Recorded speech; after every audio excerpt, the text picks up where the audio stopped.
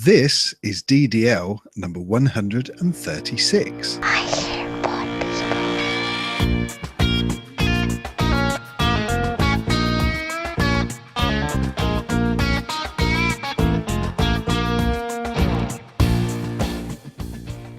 Good evening, Darren.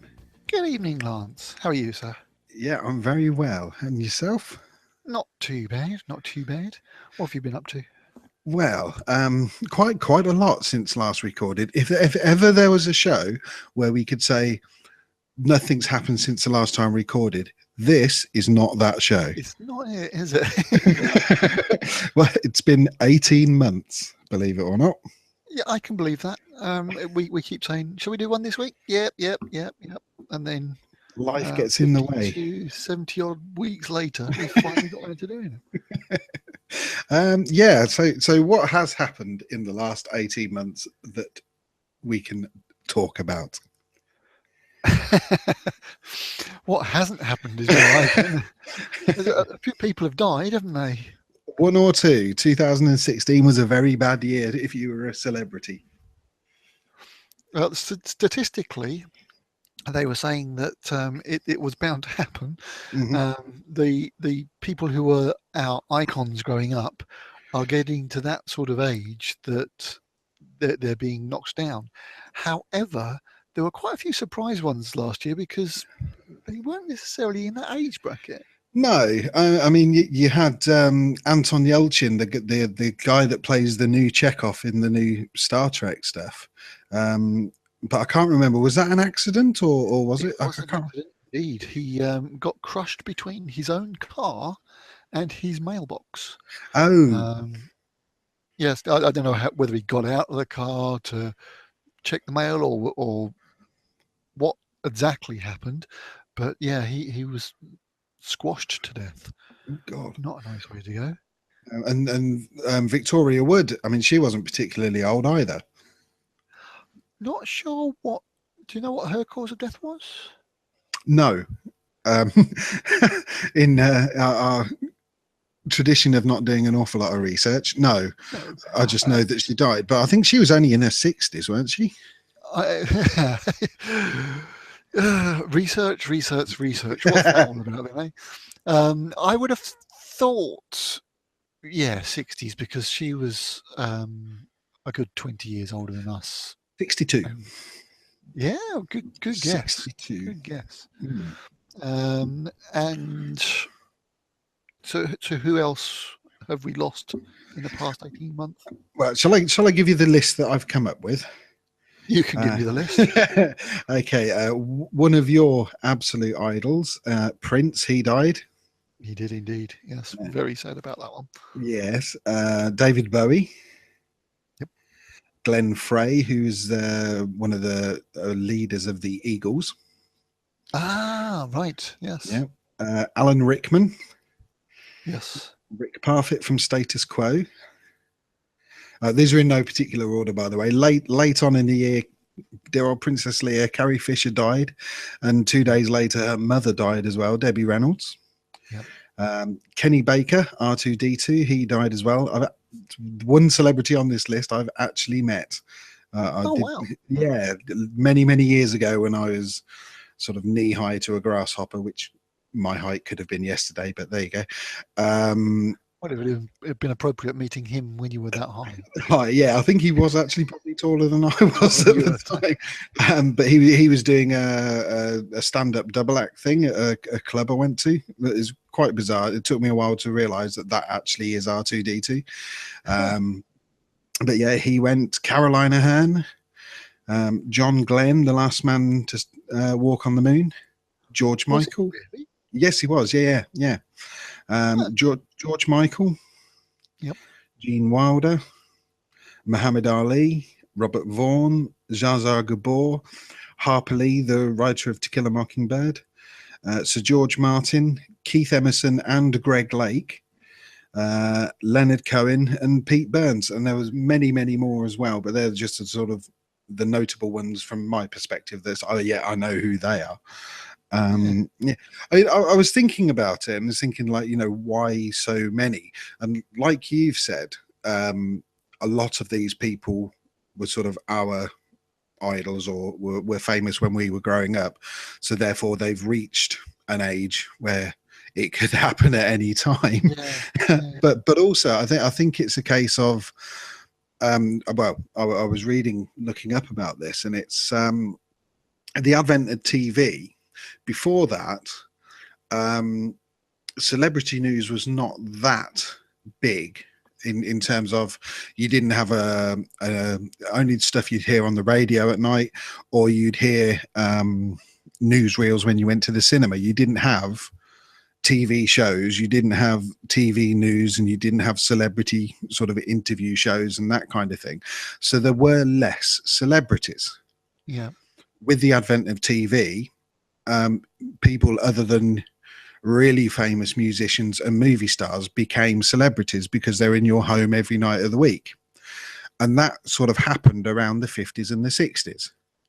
So all of these people that became famous through the TV, again, are reaching an age where they're in their late 60s, 70s, 80s, and they are beginning to die just by their age. So there seems to be more coming now. That said, though, most of those that we've quoted here are from, I would say, the 70s and later. Yeah, but again, it's because TV was so prevalent then. Yeah. Before that, you know, that it's that's why there seems to be more of them. So you could predict that it's only going to get worse, so to speak.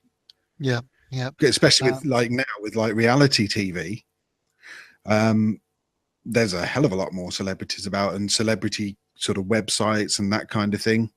That in another 30, 40 years time, there's going to be like multiple every day go, and you, oh my God. Well, I don't know, because I think as the amount of systems and sources for entertainment come around, as there's more and more of them, then a celebrity is less and less celebrated.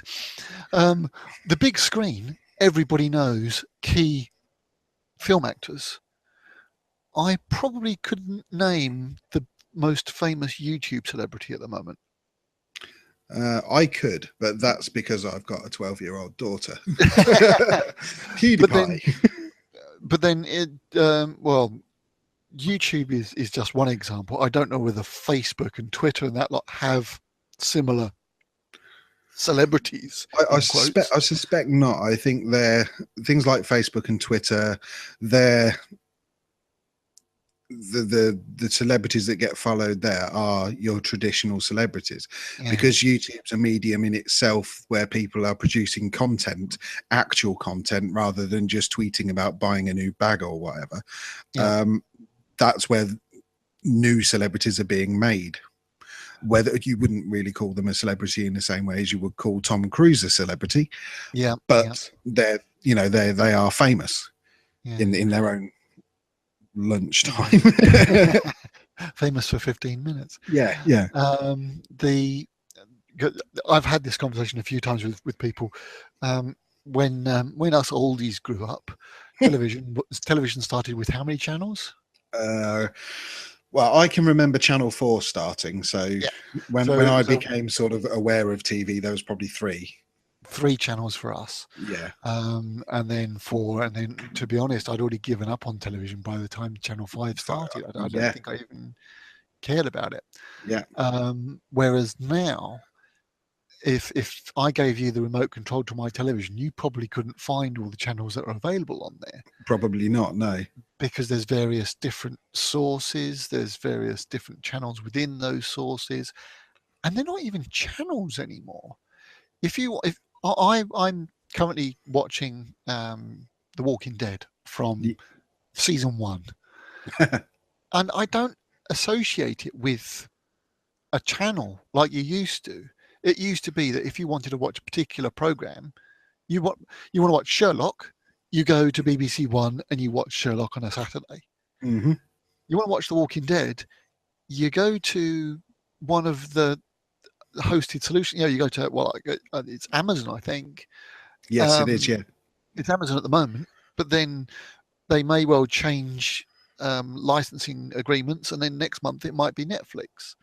And the programs have to stand out for themselves now, rather than necessarily relying on the support of a well-known channel to back them up. Yeah, I mean, one of the other things that's happened in the last 18 months is I've moved house and I'm now back in my hometown, Earthlingburgh.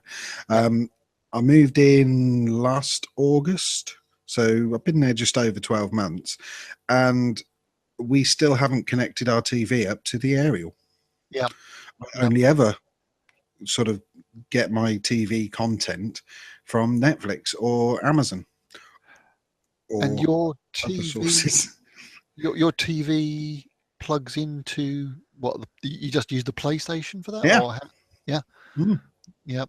Again, I've looked at sort of the Amazon Fire Sticks or the Chrome Stick, and for what it offers me, my PlayStation does those things. So why get something else? Yep. We've now got. I've got a smart TV that I use for the computer, so never do I actually watch anything TV related on it. But that smart TV, I found out the other day, quite by accident, has got built-in apps for Netflix, for Amazon, for Right. YouTube, and a slew of other sort of sub streaming services. Well, like Twitch and that kind of thing. Yeah, that which I've never watched any of those, but they're almost like channels in their own right. But Yeah. they're beyond that because you can watch so many different things rather than being stuck to one particular set of programs. We've got the Fire TV, the original box, not the stick, but the original box. We have two of the Fire Sticks and a Chromecast and the So, so, PlayStation. so why do you have the need for both the Chrome Stick and the Chromecast and the Fire Stick? Is that so you can throw YouTube up to it? I got Or I got the Chromecast. This is the original one, not the current one.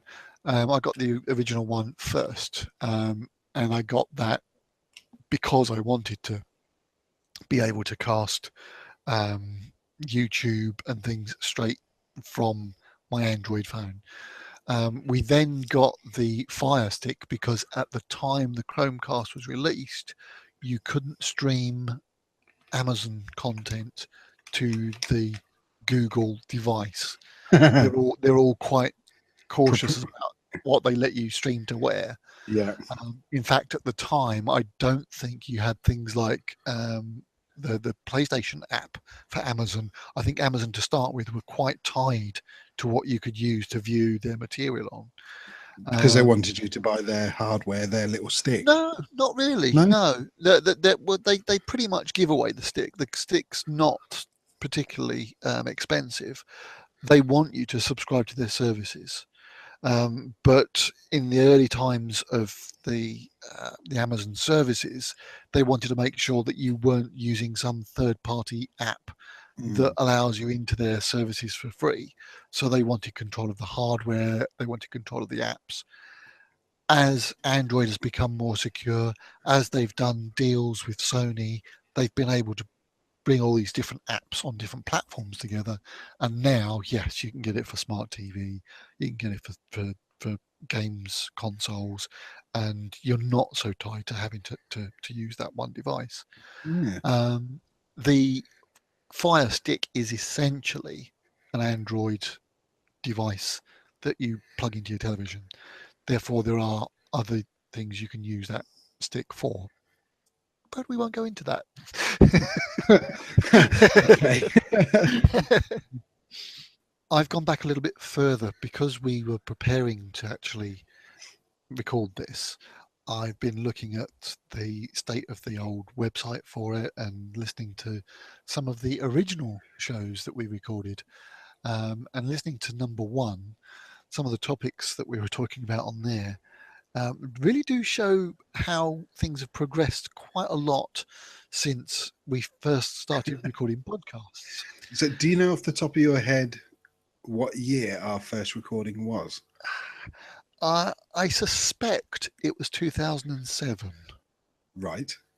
Um, Which, yes, that would ring true because of my living situation at the time. I was living in Rusden, having not long moved down from Nottingham. So yeah, that would have been around that time. Yeah. According to the website, it was February 2008, but listening to the content, we're talking about a Christmas show, and we're talking about all getting together at Christmas because we've got plenty of time on our hands, which I suspect pushes it into late 2007. So this year is our 10th anniversary. It's our 10th anniversary. Well, it will be come December. Yeah. Yeah, 10 years.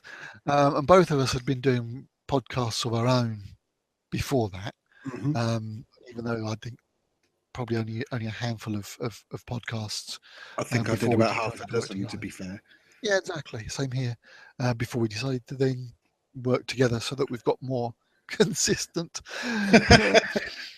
The opening subject, and I'm sure you'll remember this when I say it, the opening subject for the first show was a segment all about Windows Vista. Yeah. Wasn't I talking about the voice control and all of that on it? Well, not so much that. The thing was that we'd written out this long list of subjects that we were going to talk about, and that wasn't on the list. Yeah, that's true. I think I opened with, "So how are you finding Vista?" And you're like, that wasn't on the list. What are you doing to me? I haven't done any research. And of course, since Vista, we have had Windows 7, Windows 8, the ill-fated Windows 8, Windows 8.1, and we're now on Windows 10, Yes. which is supposedly the last version of Windows you will ever have. They're dropping the whole idea of Windows 11, Windows 12, and so forth, and they'll just do incremental changes and polishes and updates. So, it'll still be called Windows 10, but in the background it'll be 10.137 whatever. Yeah, if that, it's Windows 10 patch X, Y, or it's they're just not changing the name to it anymore. So why didn't they just call it Windows? I think they've possibly diversified too much with all their different versions of Windows. Perhaps changing it to something completely different would have been a better idea. Microsoft OS. Yeah. OS 1, something different would have been a better idea. But you've got me started now. Microsoft and their naming conventions. I've just realized you just called it OS 1. Have you seen the icon I'm using for my picture on this recording? I have not. I think you can only see the top half of my face. Sorry. The icon of you. Yes. Yeah. Well, speak a bit so we can show the audience. Okay. So my T-shirt says "orbiting," and this is a T-shirt from an author we've talked about many times, Scott Sigler, and I'm sure we'll talk about him again. And it's a team logo from his GFL series for the Orbiting Death, who happen to play their games on OS 1. OS 1, yes.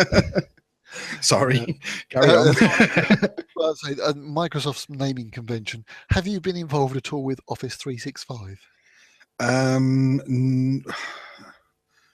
think no is the simple answer, I believe. Do you know what I mean by Office 365? Isn't it a live subscription service that just sort of updates sort of when it decides it wants to?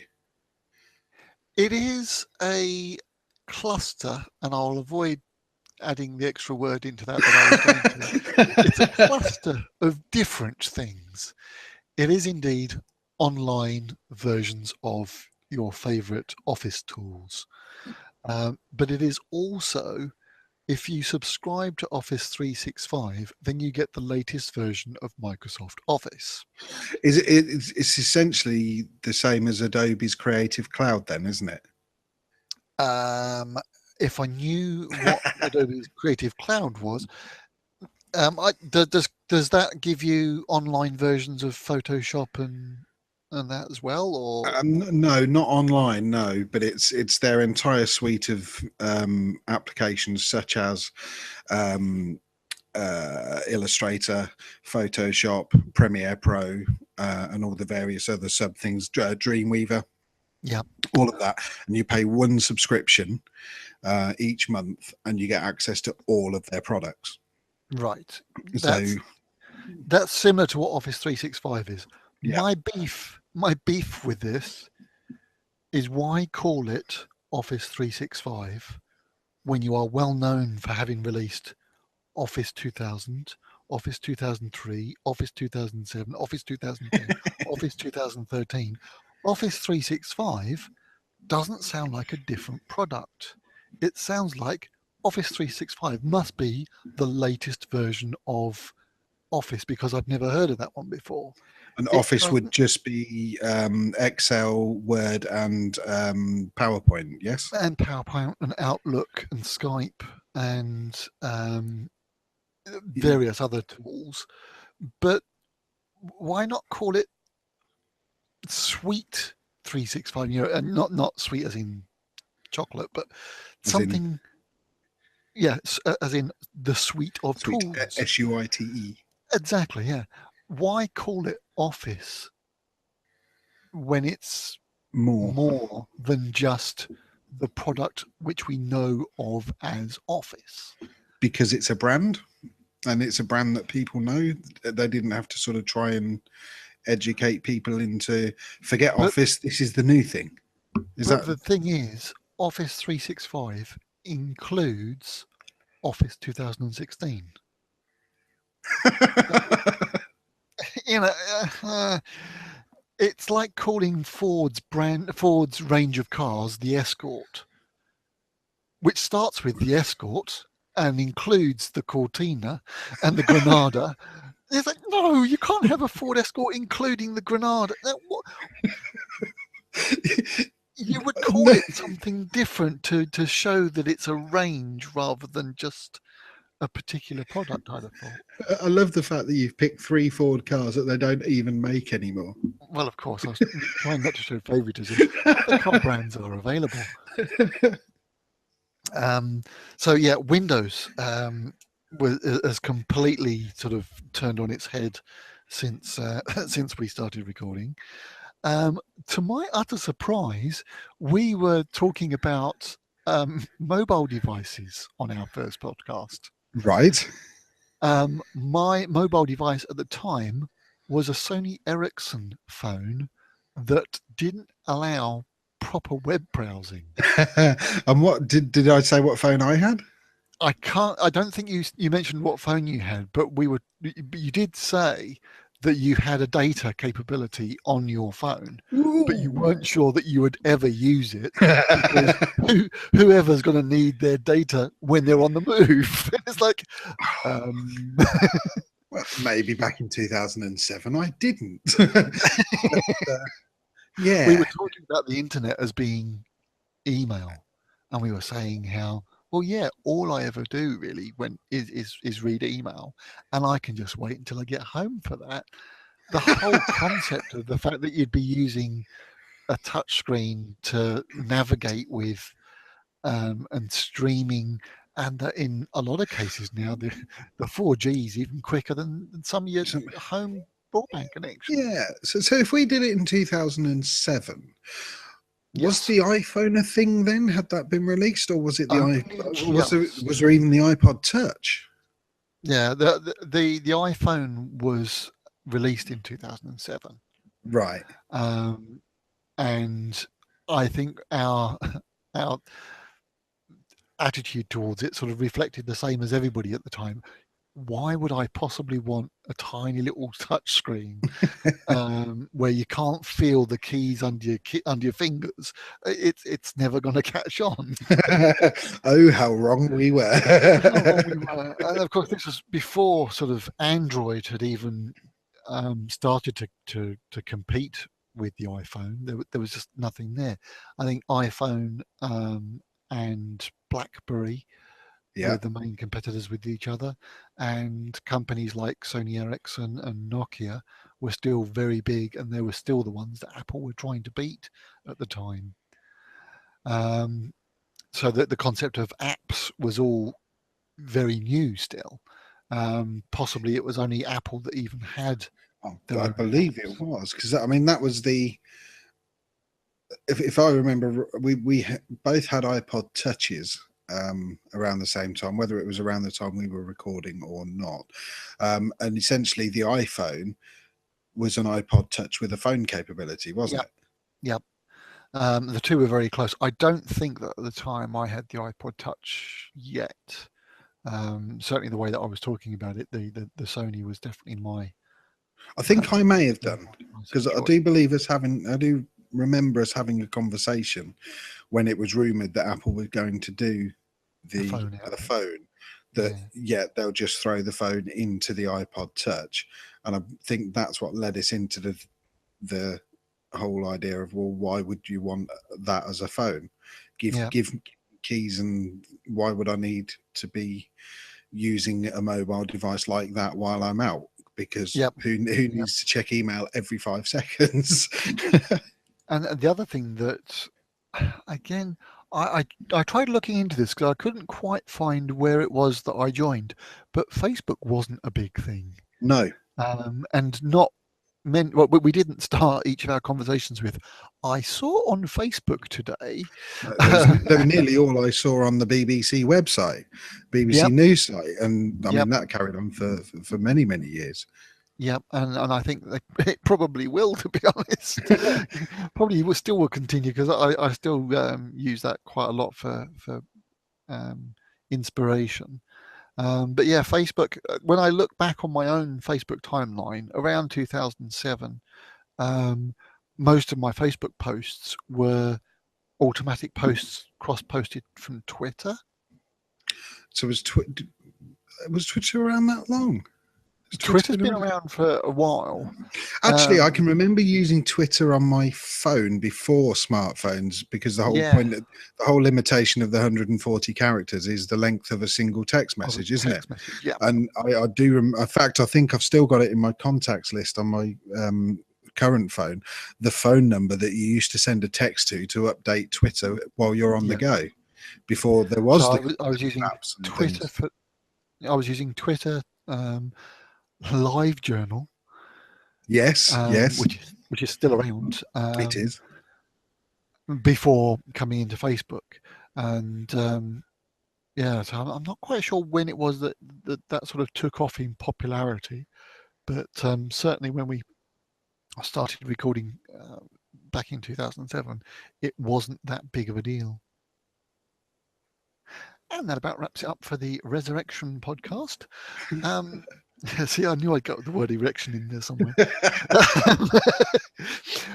Just need to finish off with the contact details. We have actually decided that a lot of the contact details from the old podcast never got used. Therefore, we can chop them out. If you would like to leave a comment, you can find us on Facebook by searching for Dumbed Down Life. You've probably even found a link to us, because we'll be splashing this all over our own Facebook pages. You can find dumbeddownlife.com, which takes you to the blog page, and that will have links to all and sundry. And you can find us on Twitter. The login for our Twitter is @dumbeddownlife, with no spaces between the words. And on YouTube is where we're recording most of this now. If you're watching this on YouTube, you can see how it changes between my picture and my picture. It's clever, this technology stuff. And and we're going to be possibly in the future, when we've both had a shave and we're better looking, we will be using the webcam. It might happen, it might not, but the option is there. There's not a nice, easy link to follow on YouTube, at least not one I can find straight away. But if you search from YouTube for Dumbed Down Life and look for the little orange logo with the 3 letters, the DDL logo, we will possibly be changing the Dumbed Down Life stuff. But we'll be sure to tell you that as and when we do so. Thank you very much for listening. Bye-bye.